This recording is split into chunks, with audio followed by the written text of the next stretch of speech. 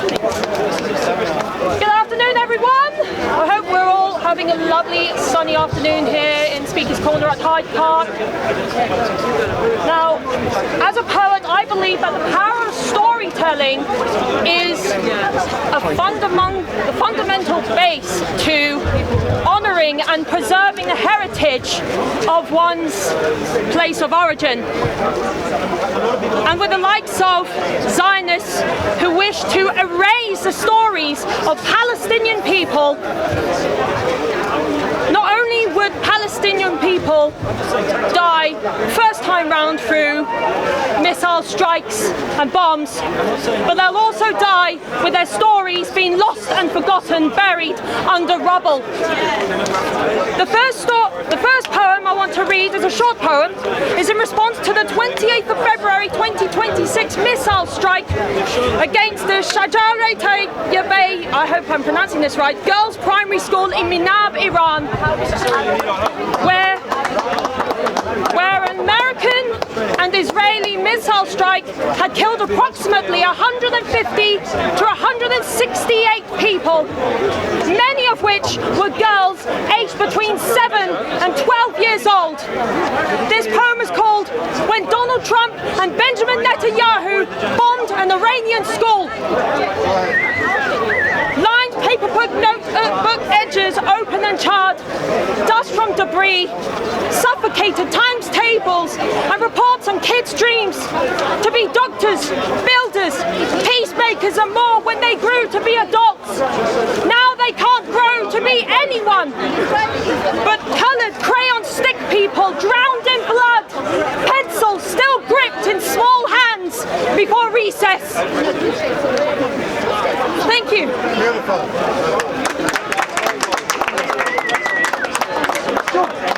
Now, this next poem is kind of ironic considering I have this wonderful but somber display of the photos of all the children who had died due to the bombings, shootings and missile strikes in Gaza, in Lebanon and Iran. One such child was 4-year-old Osama, who I first encountered on Facebook through a video where sat upon his shoulders were 2 green rose-ringed parakeets. I saw a compassionate and caring little boy. But the worst part about all this was the vile comments on the Facebook posts, such as, "Thank God we got rid of a future terrorist," to "That boy never existed, that video's AI generated." But that little boy did exist. His aunt said that he was the most kind, smart and compassionate little boy in the household. Now he and his mother and parakeets are lost. This next poem is called The Boy with 2 Rose-Ringed Parakeets. On 4-year-old Osama's shoulders sat 2 rose-ringed parakeets, feathers bright green against beige rubble, chirp so cheerful that Osama forgets his hunger and feeds his parakeets, the homeless dogs and cats whose names and owners were lost to debris. He and his birds sing trills and tweets as cacophonous bombs shatter the streets. In one explosion, it swallows their song. Osama, his mother and parakeets lay under concrete, silent far too long. Green feathers now grey, no more harmonies fill the sky, a forgotten hue of blue that Osama and his birds always flew. Thank you. Well done.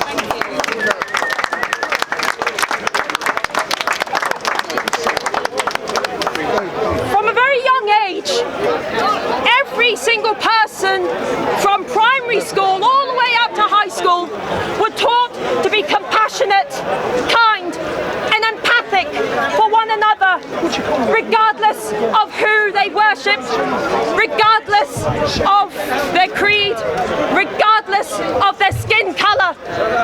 This next poem was not written by me, but by a woman named Kathleen Laws.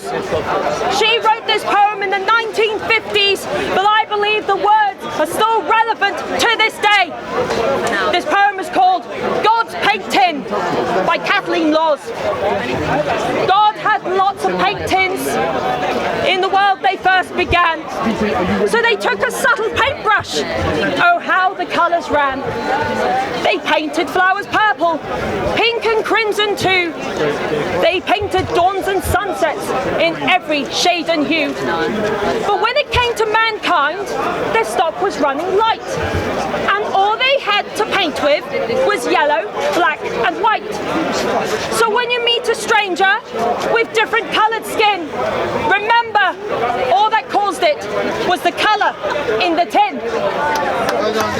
Wow, brilliant. Amazing. Thank you, Katja. We'll be back for more. Yeah, no worries. Two more to come, yeah? Yeah, of course. Guys, I'm going to bring back the ex-UK ambassador to Syria, somebody who knows what he's talking about. And he is Peter Ford, the inimitable one and only Peter Ford, somebody who actually has stood up for the truth, even from the establishment, a rarity. But welcome to Peter Ford, who'll talk about one-state Palestine.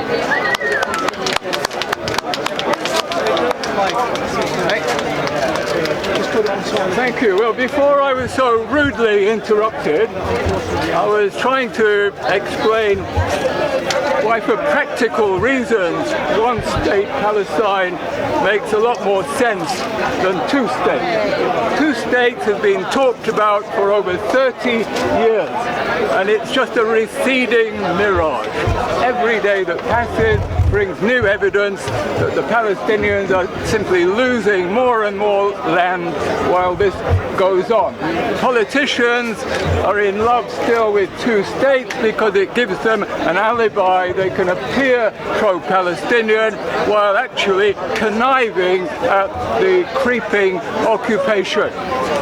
And we see with Prime Minister Burnham, our glorious new Prime Minister, who before his coronation, and while he was ingratiating himself with the membership, said, we Labour, we made mistakes over Gaza, didn't we? He gave a sort of semi-apology, and he said, we must do better. We must do better. Who could disagree with that? In power, in his first week, what did he do? His very first action as an international statesman was to give permission to the Americans to use our bases to attack and bomb Iran. That was his very first action, to bomb the one country in the region which is actively helping the Palestinians. And his second act, less visible but just as important, and which speaks volumes, was that he gave orders for Britain to participate in the political lynching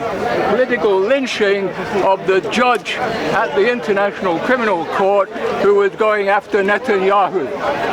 And that judge, or rather prosecutor, has been dismissed on spurious charges that were debunked by a panel of independent judges.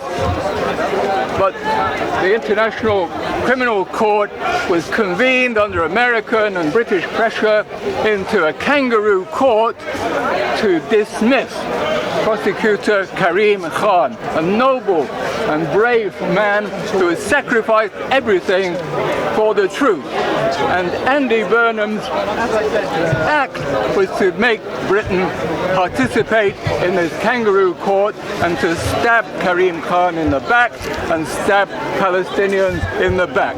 If that is doing better, for Andy Burnham, I would like to know what is doing worse. We can expect nothing from the Burnham government. He's exactly the same as the Starmerites, but he'll say anything. He's desperate to get Muslim votes.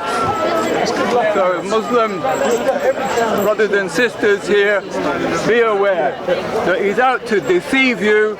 Look at his actions, not his words. And let's hope that the handful of independent MPs in Parliament will hold him to account. But I don't hold out much hope, because those independent MPs are not organised. They should get behind us, the Workers' Party. I'm one of the deputy leaders of the Workers' Party, and we urge independents to at least come to an arrangement with us so we're not competing in the next elections, or join us when you can have a more organized voice in favor of one state Palestine. So people say, but it's not realistic, a one state Palestine. People said the same thing about South Africa without apartheid. People said that it was impossible that America would turn against Israel, but that's what we're seeing right now. The use of America, there's absolutely seismic change going on in America, and this will bring its fruits and make possible, inshallah, the coming about of one state in Palestine. I'll leave you with that thought. Very happy to answer questions. Do you support the Palestinian Galloways, the principles of armed conflict being the only route to solution in the conflict? I don't think anybody could, if they're honest, blame the Palestinians for thinking that armed resistance was the only way. The question was, do you But that's support because the one-state solution has not been given a chance. First, we must bury the two-state solution. We have to develop this trend, and I stress, one-state Palestine is trending. People are talking about it more and more because they see that the two states is never going to happen. It's just an illusion. It's the carrot in front of the donkey. Palestinians themselves must take a lead in this. Maybe it's presumptuous for us non-Palestinians to speak, but many Palestinians have not been loyal. You know that. Their agents are running the Palestinian West Bank. So perhaps we do, as the campaigners for a democratic South Africa campaign alongside. The question was, do you as an individual, support the Palestinian Galloways, including armed conflict, as the only means to see a solution? I will not be led into temptation, my friend. They have the right for it. We do not have free speech in this country. We do not have free speech.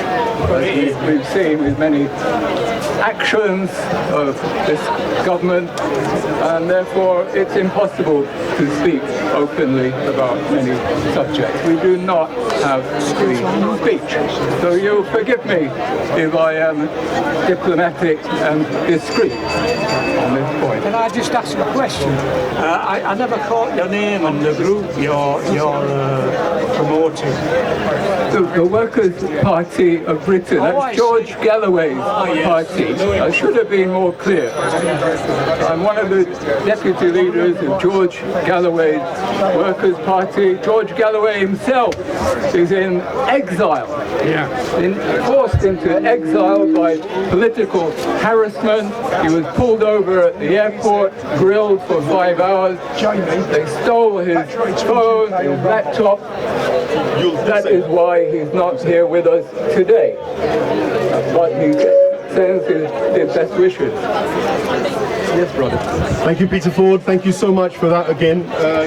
I'm going to bring Sam, you'll be coming back soon, but we're going to have my friend Jim, who's going to give Jamie, who's going to give you a nice understanding of Tommy and the Tommy Tards of the world and their connections.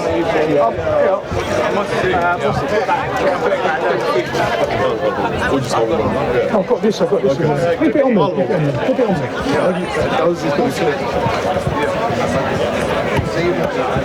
It's a bit of a funny one. Yeah, please. Right. Someone's saying I don't need the mic. You don't need it. You've got a big voice, yeah. I'm not doing well with this. It's not clear. Yeah, I have no idea. He's a big boy. Sorry, Ross. Today I'm here to say to the great British people that the excavation machines are out in Gaza. the Trump/Netanyahu excavation machines, where they've sliced Gaza up. It's not something to cheer about, unfortunately. They've sliced Gaza up and they're now digging the ground up, taking millions of tons away, which includes the bones of all the children and the adults that have been buried in the rubble. Because Trump wants to build a Trump Tower and everything. Why isn't no one talking about this? Why isn't this being stopped? Because there's the evidence of genocide. A Harvard University study said there is up to 500,000 dead bodies in the rubble. And Trump and Netanyahu are systematically taking this rubble away with the evidence of the genocide. This must be stopped. This is disgusting. They done this on 9/11. They had hundreds of trucks ready within 12 hours to take all the rubble away in 20-ton trucks, literally within 12 hours of 9/11, to prove that those buildings were brought down with internal explosions. Why